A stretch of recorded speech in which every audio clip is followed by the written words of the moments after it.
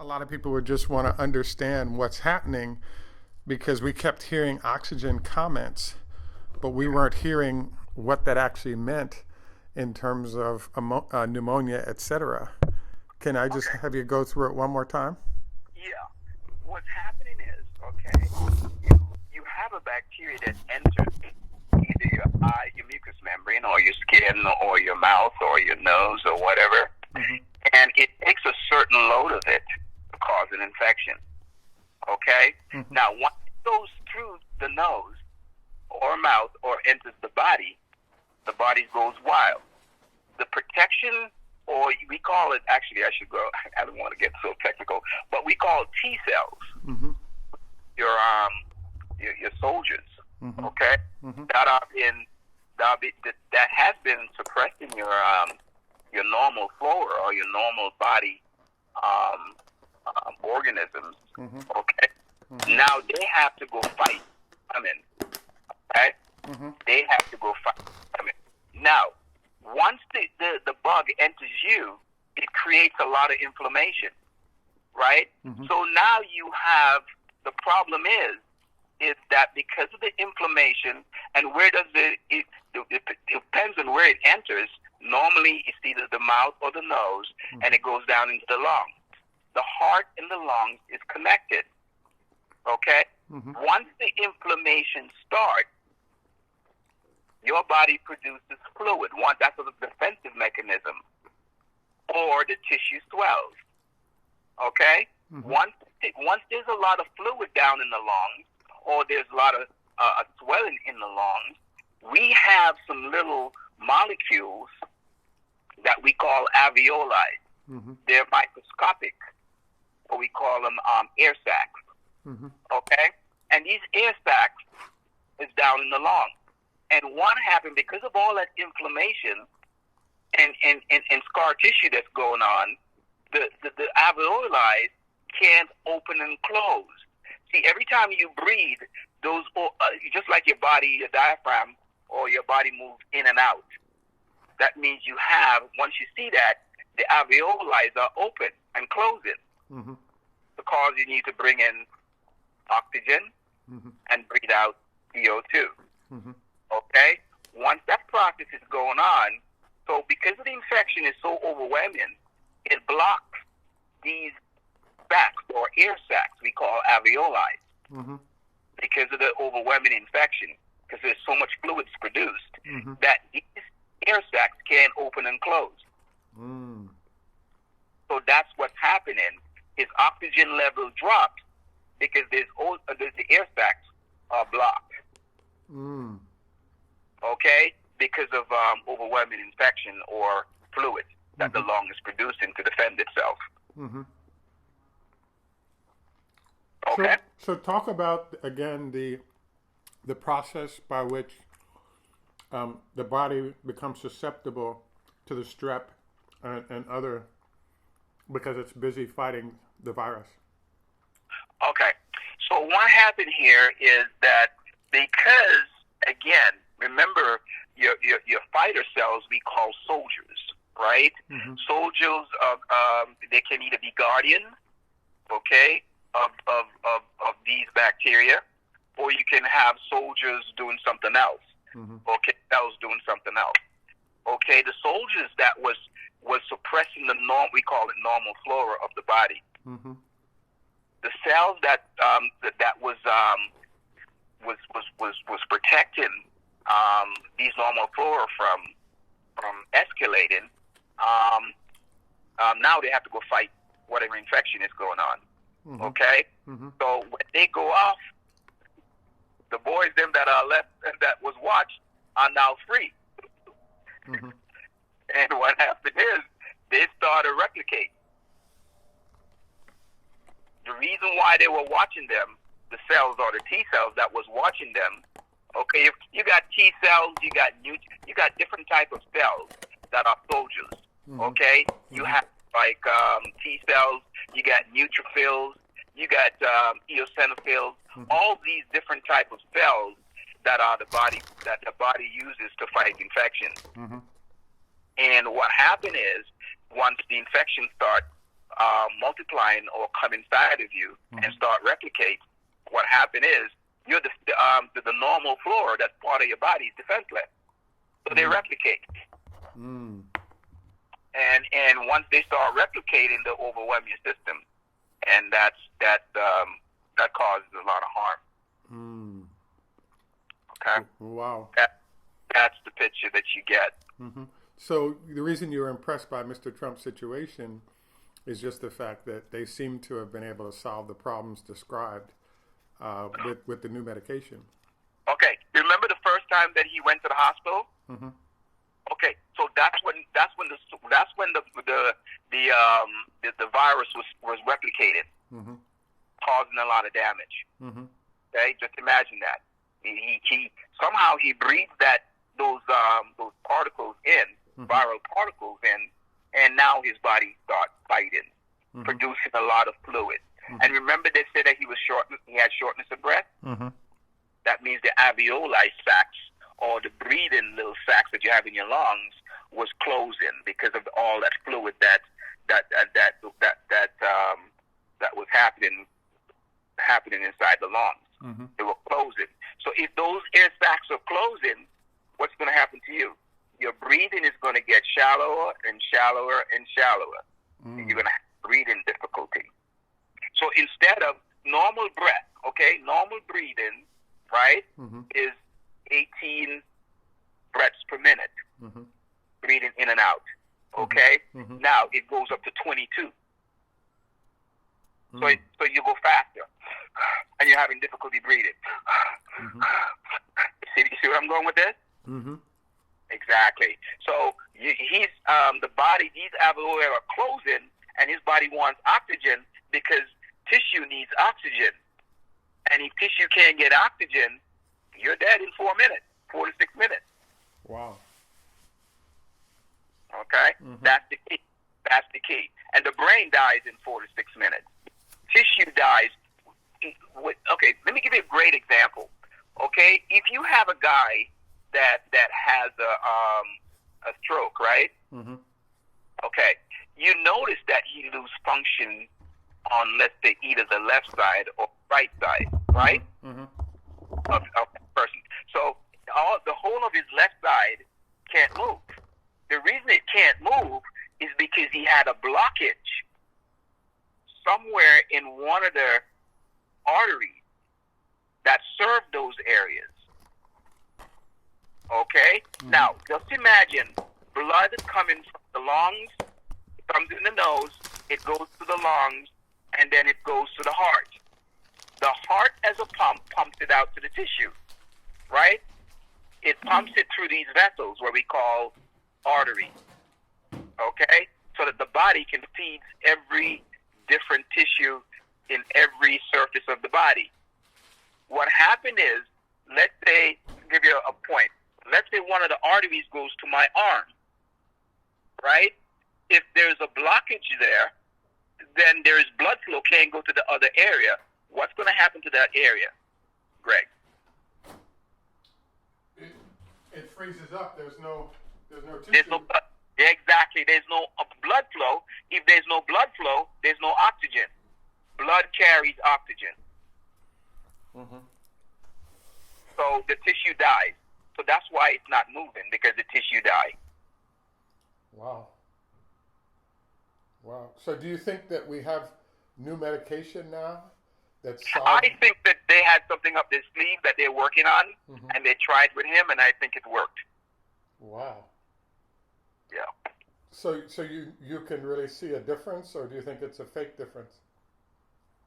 Well, what I'm saying is because of his age. Now, if he was a young buck, like 30 or 40 or something like that, then you'll go, okay, that's okay. But at 74, had difficulty breathing, that tells me that they have something up their sleeve they're working on, and they tried it with him, and it worked. But it's not ready for the public yet. Why is that? Before you give medication, you got to go through several steps. You got to go through a full year of experimental drug phases. before you give, because we're a very litigious society. You know what I'm talking about. Mm-hmm. So because if I give you something and I only tested one, and then I give you, and then you have a reaction to it, guess what your family is going to do? Sue me, right? Mm-hmm. Exactly. So what I'm saying is that maybe it's an experimental phase drug they probably used to get him back so quickly. Mm. Okay, so the way we know he's back is because the areola, his breathing issues that we had before weren't there, so that's how we know what the situation is. The reason why we know this is because the fluid levels of that was building up because of the infection has gone down. So now those air sacs have now opened up, and he can breathe normally. Mm-hmm.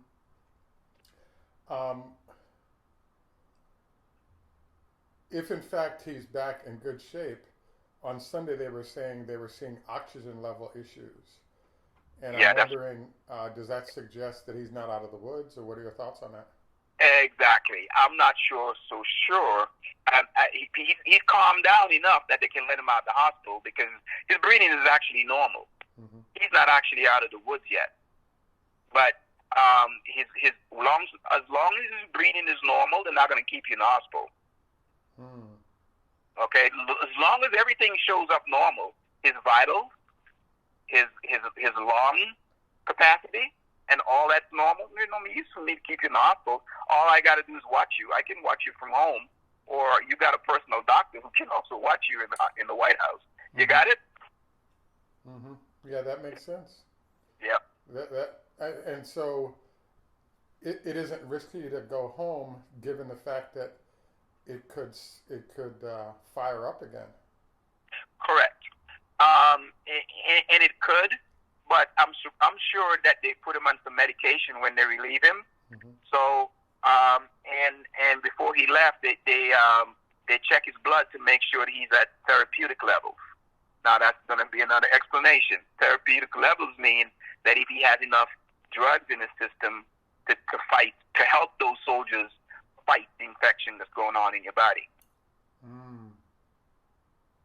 Okay. Once I get you a therapeutic level, and I get you control on your vital signs is normal and everything, mm-hmm. Go home and rest. Yeah, because they can't do it anymore anyway. Mm-hmm. Exactly. Is he still contagious? I don't think so. Really? Wow. Right. I don't think he's contagious.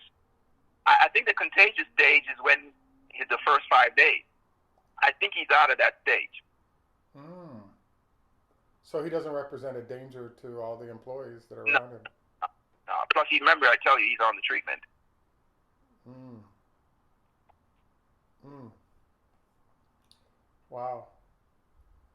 I'm surprised, though, because they're saying you have to quarantine yourself for 14 days, and you don't think that's necessary, huh? Not to him. Not to him right now. Yes, he's going to be away from everybody. He's not going to go out. Listen, let me tell you about that car that he's in. Mm-hmm. You see how the media don't even know what they're talking about, and they don't know. You see that car that he was in mm-hmm. when he went around? Mm-hmm. That thing is built for if you have a nuclear war and anything. They have all the niceties in that car mm-hmm. that to prevent any air from coming into that car. But they were saying that jeopardizes the employees that were with him, right? No. What I'm saying is that since the viral load remember, the viral load, like I said, because the treatment mm-hmm. is working, the viral load is diminished. Mm-hmm. Okay? If the viral load is diminished, your vital signs becomes normal, and everything is back to normal. All we got to do is to send you home to recuperate. I don't need to keep you in the hospital because everything's showing that the medication what I've got you on is working. Oh. And then they're not going to send him home. Remember, he's the president of the United States. The security folks still have to be around him, and they practice normal separation and normal what we call what's the word? Normal infection control practices. Okay? So, and they're taught, remember, they're taught how to do all this. You as a security guy has to know infection control and all that stuff. You know, that's one of the things that you have to do. Infection control means how to protect yourself and protect the president from further harm. So they're well equipped with all that. And like I tell you, the car is built for that purpose. So don't listen to the media. The media doesn't even know what they're talking about. So the president is fine. We know that the president is fine. The suggestion was that the Secret Service guys in the front seat were in jeopardy. But you're saying that vehicle even anticipates those issues. Exactly. And I'm also saying that the viral load has diminished. So because of the treatment. Mm-hmm. Wow. That's what I said. I was surprised to see that he was out as quick. It's because of they got something up their sleeve there. That means that he was on a lot of steroids and some other stuff. Remember, now, the steroid, this is important. Okay? Remember that I told you that the virus causes an overwhelming infection, right? That's a lot of fluids that's produced inside the lung. Okay? What the steroid does is to eliminate or reduce infection. All those fluids. You got me? So he was probably on. And then the media come up with steroid causes a lot of anxiety and craziness and all that stuff. Maybe 1 out of 100 people that may happen to. They're out of there putting out some information. And, you know, I'm as a clinician kind of laugh and chuckle. When you're ignorant, you don't know what you're talking about. And you're always fooling people to get your agenda, whatever agenda you have going. So I kind of chuckle and laugh when they talk nonsense and feeding information to people who doesn't know better, and it's bad. Just like you didn't understand what was going on, and nobody explained it to you. Now I explain it to you. Wow. You say, "Oh, that's what happened." Yeah. Do you think this will prompt them to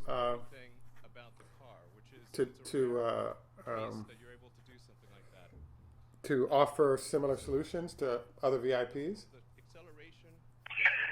Say that again. Repeat your question. Will this prompt, a similar offer of a solution to other VIPs? Let me give you an example, a quick example here, to see why I'm so impressed. Remember the guy from England who came down with COVID? Yes. Prime Minister? Yeah. Okay. You see how he almost died? Did you know that? Yes. Okay. Now look at the difference. Him and Trump. He's younger than Trump, but he's probably in his 60s too. He's younger than Trump. Trump is 74, right? And all of a sudden, this guy's out of the hospital just for the weekend, 2 or 3 days. Greg, open your mind. There's something they gave him that they're working on that has some potential. You see where I'm going with this? This is why I think that happened. That there's some kind of experimental, or they load him up in so much steroids, which I don't think. I just think they give him the steroid plus. And like, for example, they give him the steroid plus the zinc plus what else they give with that? Something else. Remdesivir. That could be, but that could be, but I'm not. Maybe I'll give you credit on that. Yeah, yeah, maybe. Like I said, I think there's something else that they're using though. I'm not quite sure. Wow, but you're right. The Boris Johnson versus the Trump recovery, completely different treatments. Yeah, right. That is fascinating, man. Wow. Well, it looks like obviously other people are going to want the Trump figure out what the Trump treatment was. Exactly. Now open your mind. I just thought I'd throw Boris Johnson in there for you and see how quickly he went down. And Trump just went in there. But saying that also, we have a little bit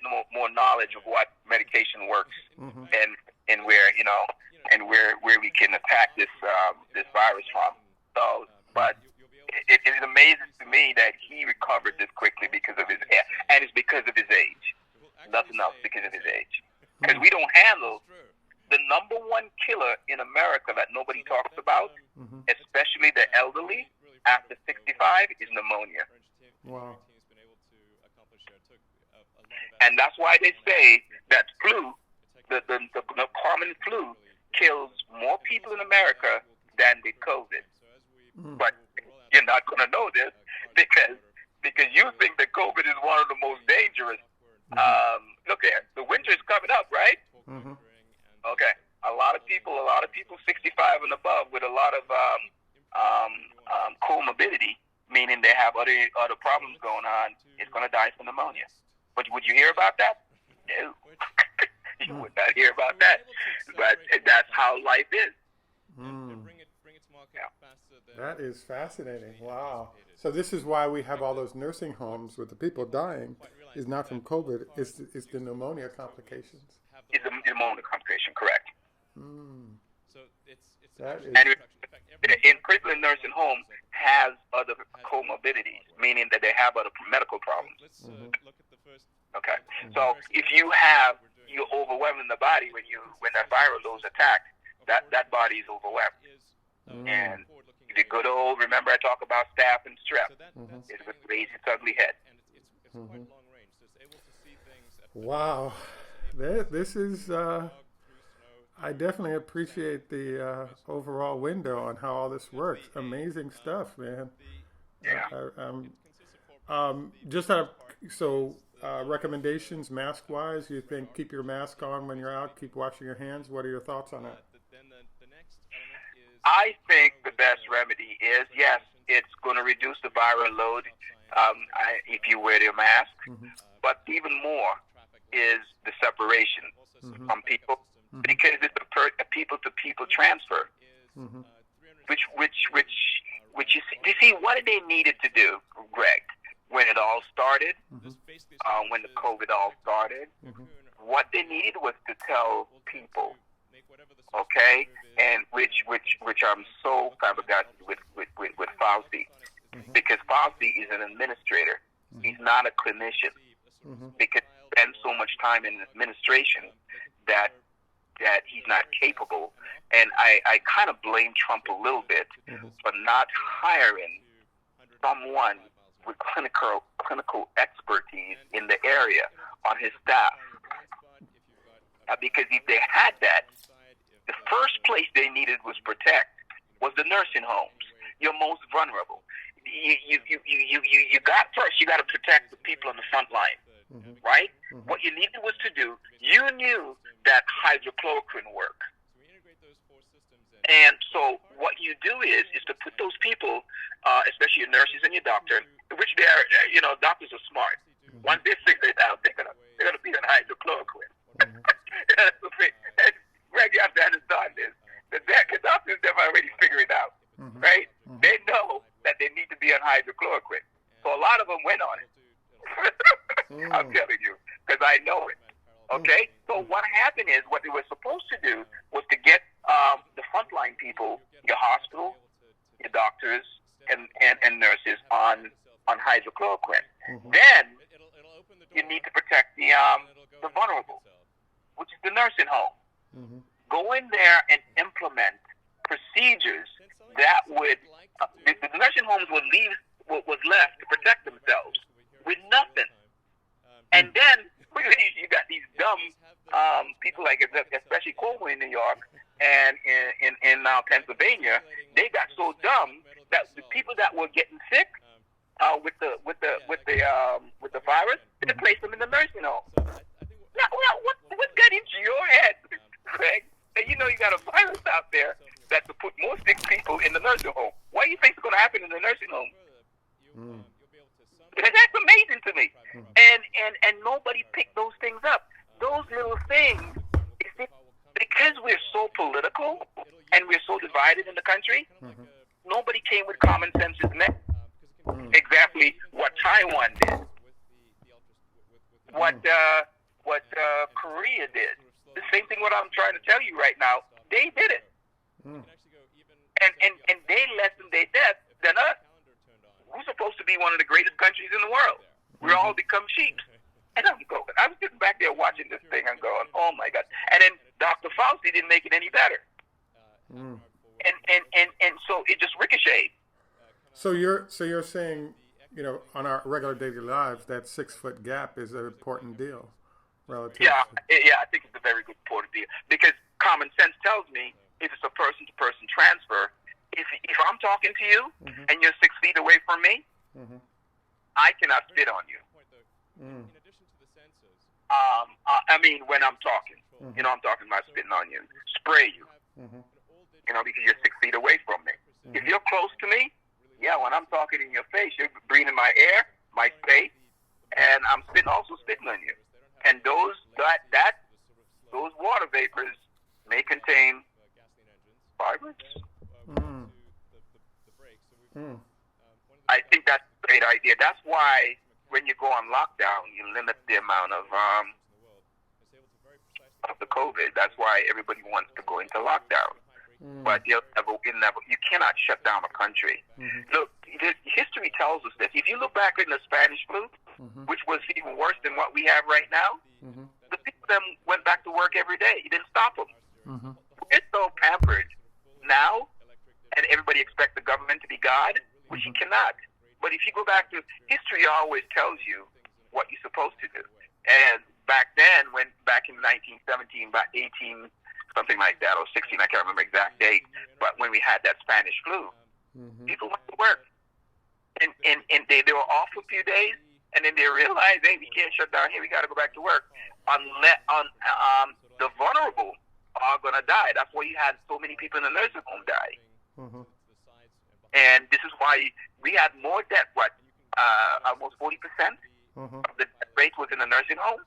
That's huge. And the others that die are people who live close together.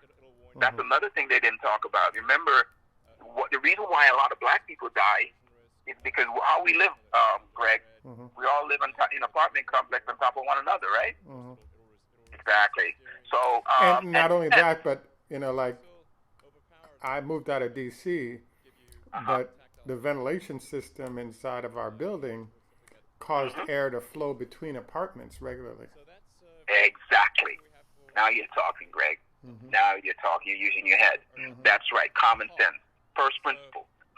That's what your boy talks about. Indeed. And nobody talks about it. Yeah, and it's hard to make all those changes immediately that are necessary. But yeah, it's interesting. Wow. Well, I want to thank you for the input on what's going on. I think that it has a big time effect in my command of how and why things are occurring and how the body works to deal with infection, et cetera. It's very interesting. Wow. Remember, Greg, the virus don't kill you. What I say kill you, Greg?